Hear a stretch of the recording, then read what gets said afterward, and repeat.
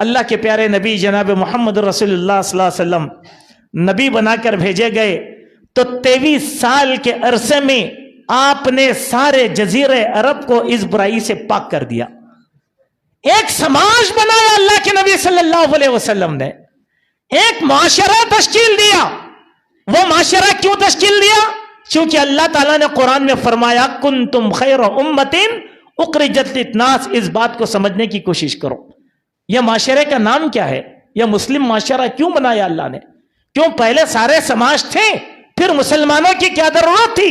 ایک دلیل دیا, تم کنتم خیر امہ, تم سب سے بہترین امت ہو جس کو اللہ تبارک و تعالیٰ نے کائنات کے گمراہ, ذلیل, رسوا, بھٹکے ہوئے, فاحش, مجرم, خیانت کرنے والے, زمین پر فساد کرنے والے, ان تمام لوگوں کے درمیان تم کو مثال بنا کر پیدا فرمایا.